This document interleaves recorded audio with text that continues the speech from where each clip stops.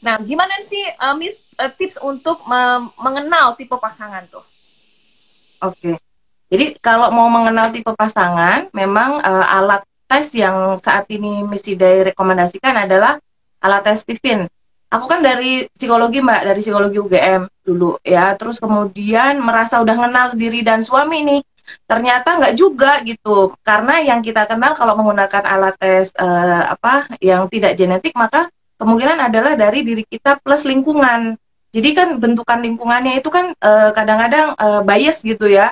Kok kayak gini tapi nggak kayak gini gitu kan, jadi nggak stabil. Nah, setelah kemudian belajar Stephen, mengenali genetika, jadi fitrah dasar yang Allah beri, kemudian sama-sama belajar. Jadi ini kata kuncinya gitu ya, sama-sama belajar. Kalau cuma tes doang terus jadi sertifikat nggak juga nggak dipakai, ya sama aja bohong gitu. Jadi setelah kami kemudian sama-sama belajar, saling mengerti by proses gitu ya. Jadi ternyata ternyata bahasa dia itu yang kadang-kadang nyebelin itu, yang aku dicuekin, aku sensing, suamiku intuiting. Aku pekerja harian yang apa detail, sementara dia yang lebih santai gitu ya. Dengan beliau bekerja di kantor masih saat ini, tapi kok kalau aku aja ngomong lebih nyantai, cengar cengir gitu kan. Ini sekarang serius nggak sih, lagi diajak ngomong serius gitu kan. Aku masukin, kok aku kayak dicuekin, aku lagi ngomong tiba-tiba dia pergi kan gitu ya. Ya ampun, susah banget komunikasinya. Nah, dengan seperti itu kata kuncinya pakai tes Stephen, terus lalu belajar bareng.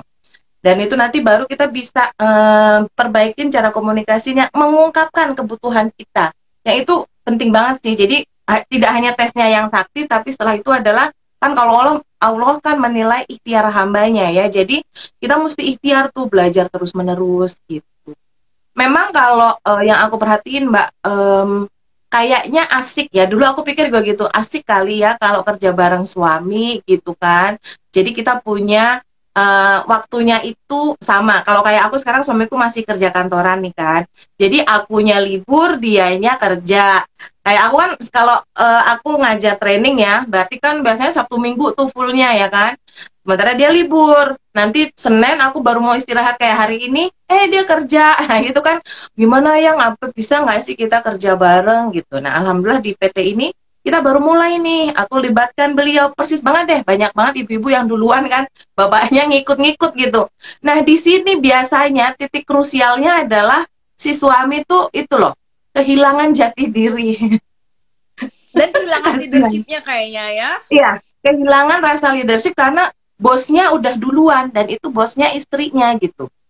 Itu yang aku lihat jadi permasalahan utama ya. Dan kemudian karena istri yang tadinya sudah terbiasa menghandle sendirian gitu kan, jadi lupa cara menghormati suami, menempatkan dia di posisinya gitu. Dan kemudian kenapa kok bisnisnya malah jadi nggak beres, karena ya secara agama kita udah nggak benar gitu.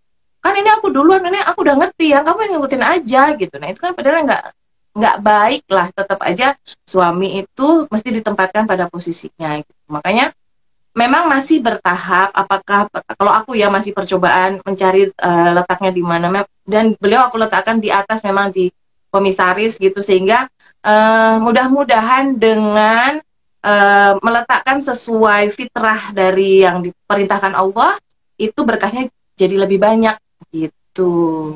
Jadi di luar apapun Stevennya ya hasilnya bahwa posisinya dulu ya, tentunya suami pasti Iya, lebih di atas. Oh berarti alhamdulillah aku udah bener nih. Jadi suami aku direktur yang megang ranahnya banyaknya di people development. Kalau aku banyaknya di marketing sama keuangan. Berarti udah betul ya? Asik. betul. Oke. Walaupun terkadang gini, Miss ya. Kadang kan suami aku nggak ngerti apa-apa, misalnya gitu ya. Atau kan aku duluan gitu. Atau suami mah boro-boro ngerti ilmu direktur, ilmu CEO, ilmu leadership gitu. Itu gimana tuh, Miss? Tadi kuncinya sama-sama belajar ya sebenarnya ya. Iya, kuncinya sama-sama belajar. Tapi jadi gini loh, aku sebagai trainer dari apa, banyak Steven kan banyak ininya ya, Steven leadership, Steven ini dan sebagainya. Ujung-ujungnya tetap aja kembali kepada agama kalau mau berkah ya. Karena kalau enggak, yang aku perhatikan orang yang duluan belajar merasa lebih tahu lalu songong gitu kan, hancur juga tuh. Mesti hancur. Dan apa ya? Yang dibangun tuh kayak namanya rumah tangga kan, membangun sesuatu kemudian kayak hancur aja gitu karena posisinya tidak sesuai fitrah. Jadi memang meskipun suaminya tidak tahu apa-apa gitu ya, dalam dalam kerangka kita kan, dalam frame kita, tapi kan sebenarnya dia bekerja menafkahi kita tuh dia tahu banget, banyak banget sebenarnya, cuma itu di bidangnya dia gitu kan. Kitanya aja yang mau narik-narik dia tapi maksain banget dia ngerti secepat kita kan. Oh, kita juga berproses kan, awalnya juga nggak ngerti apa-apa kan gitu. Jadi tetap kalau menurut aku tetap kepada posisi secara apa ya, fitrahnya, bahwa kalaupun dia belum mengerti, kalau aku ya, aku tempatkan beliau di situ, cuma tujuannya untuk apa? Mendatangkan berkah dari Allah aja.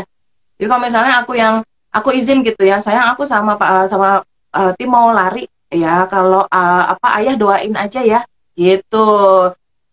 Ketika beliau ridho kan Allah ridho gitu, dan alhamdulillahnya lancar. Nanti setelah itu suamiku ikut, terus kemudian di antara waktu-waktu kerjanya gitu ya, sambil tidak aku berikan banyak peran dulu gitu, biar ini tidak mengganggu hubungan rumah dan kasur. Karena kalau udah couple, kita sibuknya di bisnisnya bareng, cuma sibuk di situ, itu kan kayak kita apa ya, urusan bisnis, duit itu kan bikin pusing banget nggak sih?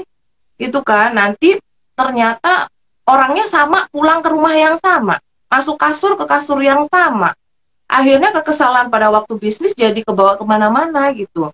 Jadi kalau aku sih berusaha banget untuk selalu balance, bahwa kalau urusan bisnis ini udah bikin kita berantem, ada yang salah gitu. Jadi kalau misalnya itu aku minta izin aja, sayang aku kayaknya nggak bisa deh kalau nungguin kamu kelamaan gitu, boleh nggak aku sama tim lari duluan, ayah doain dulu ya gitu. Wah, ini lucu juga nih, minta izin untuk lari duluan dalam artian ayah selamat belajar biar kami kerjain apa yang bisa kami kerjain dulu sekarang gitu ya.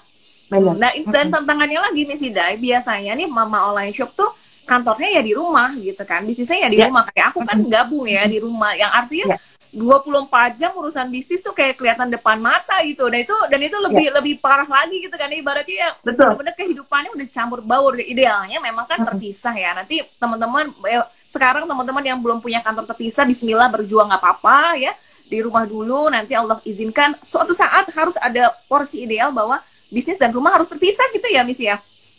Iya, aku kemarin coba, satu karyawanku ada di rumah. Betul, memang kantorku juga aku sekat-sekat lah, rumah ini ada studionya untuk aku, ada ruang kantor di depan, ada ruang konsultasi.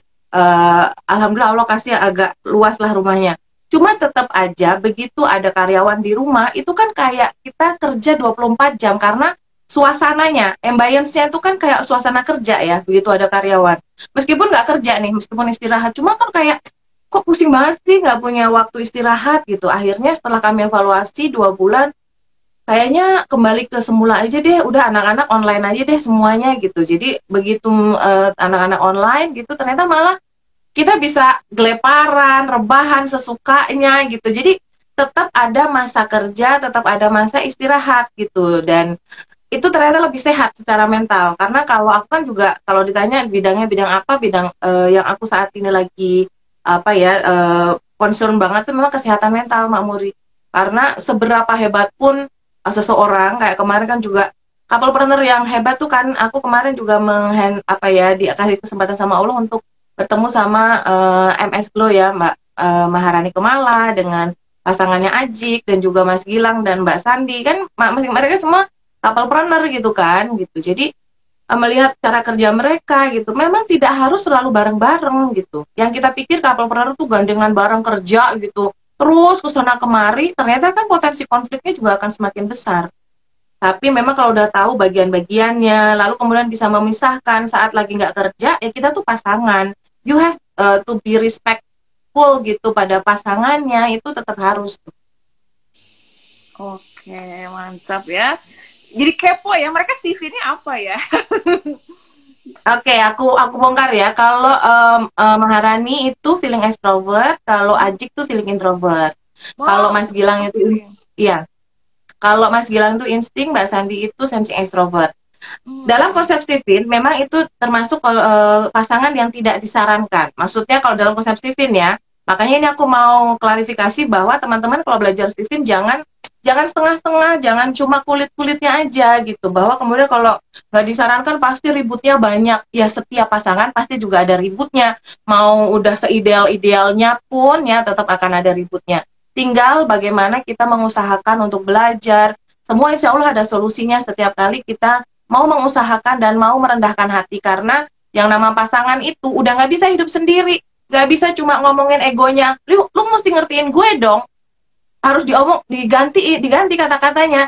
Aku ajari aku untuk mengerti kamu, kasih tahu aku apa yang kamu mau gitu. Oh, harus direkam teman-teman ya, kasih lihat suaminya ya.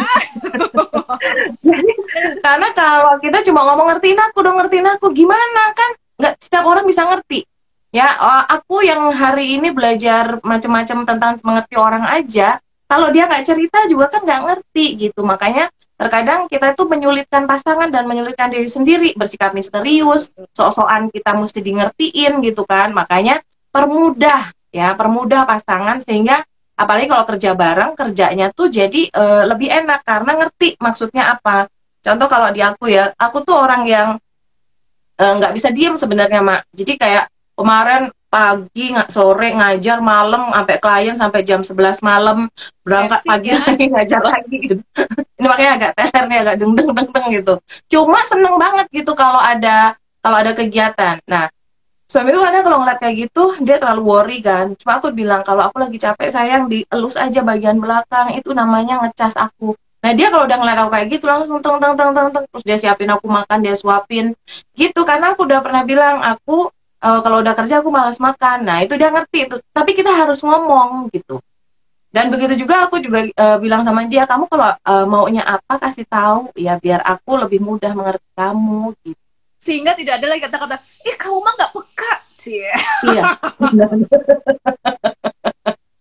Masih sih kadang-kadang, ayo masa nggak peka aku kayak gini, aku lagi sebenarnya lagi agak kesel loh, tapi aku ngomong. Aku sebenarnya agak kesel loh. Iya, harus ngomong. Cuma ini loh, kadang-kadang kita itu gini, kita kesel satu, nih misalnya nilainya 1 gitu ya, keselnya 1, terus kita pendem, nggak apa-apalah, bisa ditolerir gitu. Tambah lagi kesel 1, terus kita pendem, kan lama-lama besar. Begitu 10 meledak, emang lu ya selama ini nggak ngertiin gue ya, gue udah begini, gue udah begitu, gue begini, udah jadinya tuh pasangannya bengong, kenapa selama ini dia katanya fine-fine aja gitu. Dan itu yang klien-klien kayak gitulah yang biasanya udah sampai ke aku tuh, begitu diurai ternyata sebetulnya masalahnya tuh simple banget gitu, cuma dipendem atau enggak kabur seolah-olah nggak ada masalah, ditinggal tidur berharap masalahnya selesai gitu. Sayang banget. Nanti yang ngerinya kalau itu kebawa ke bisnis. Anak buah kita kan bengong lihat bosnya pada berantem atau diem-dieman ya kan, kasihan gitu. Siap. Jadi jangan minta diingat. Tadi kunci banget ya kalimatnya. Ajarin aku untuk bisa ngertiin kamu gitu ya. Wah ini harus di highlight ya. So sweet ya. Baik. Jadi komunikasi yang efektif itu adalah kita ngertiin dia gitu kan ya, bukan kita yang kita ngertiin. Karena kalau sebenarnya kita juga kalau kita minta ngertiin, tapi kita ngomong gitu ya, kita yang menjelaskan gitu ya, bukan suami yang membaca isi otak kita. Karena suami juga bukan dukun juga kayaknya ya. Nggak ada. Mau tanya ya psikolog manapun, coba mana ada yang bisa, kecuali ini kali ya, Mbak Muri suka ini nggak? Profesor Xavier ya, di film X-Men. Kalau diberi kemampuan untuk membaca manusia, mungkin enak ya, cenayang gitu ya. Tapi kan nggak bisa. Mau seahli apapun, kita hanya bisa mengira-ngira. Dan kalau pengiraan kita kemudian salah, malah tambah runyam. Dan itu sering kali salah ya. Terlalu banyak salahnya. Jadi ya nggak apa-apa sih, berarti kan aku makin akan ada terus kliennya kalau pada ribut. Nah ini kalau komunikasi efektifnya, sekalian aku jadi kliennya hari ini ya, misalnya bagi seorang TE sama TE itu ya, yang dua-duanya keras kepala, dua-duanya nggak mau diajarin, dua-duanya merasa paling benar gitu kan ya, dua-duanya nggak suka dikritik gitu, gimana Miss komunikasinya Miss? Oke, pasangan sesama thinking, aku juga pernah punya klien seperti ini. Mereka ributnya biasanya karena pembagian tahtanya nggak jelas. Maka solusinya dibagi tahta yang jelas. Dua-duanya senang tahta, dua-duanya suka ngatur, tidak suka diatur. Tidak suka dikritik, suka mengkritik dua-duanya kan. Maka memang terbaik ketika masing-masing jadi raja. Jadi kalau misalnya dia sudah memiliki otoritas di bidang ini, istri atau pasangannya tidak boleh masuk tanpa izin. Jadi menjaga sekali otoritas seperti itu, dan biarkan beri kepercayaan dia penuh. Mau ada masalah apapun biarin aja sampai dia yang minta tolong. Jadi agreement-nya itu jelas di depan. Jelas di depan bahwa bagaimana cara ngetok pintunya misalnya. Bagaimana SOS-nya, need help-nya gimana gitu. Jangan tiba-tiba masuk ruangan terus sayang. Ini kalau begitu tiba-tiba jadi pasangan suami istri. Nanti padahal keluar dari situ nggak mau lagi diatur, gimana sih gitu kan. Maka harus jelas bagaimana aturan saat di rumah, di kamar, dengan di kantor. Itu mesti jelas banget. Dan salah satu tips yang aku berikan kepada klienku yang best thinking seperti ini, jangan bawa kerjaan ke dalam kamar. Tidak ada pembicaraan tentang pekerjaan di kamar. Itu kalau masih kayak gitu nggak kelar-kelar, karena nanti bete-nya muncul dan akhirnya romantisme pasangan tuh nggak muncul, males gitu, dan akhirnya ilfeel. Ya lu mah apa namanya lebih kuat dari gue, atau lu mah emang batu, emang ya udah ilfeel gitu. Hati-hatinya begitu ada yang lebih mengerti dia, entah karyawan, entah partner, yang akhirnya lebih seger jadinya, akhirnya lebih sering bersama dia, udah kelar kalau udah kayak gitu.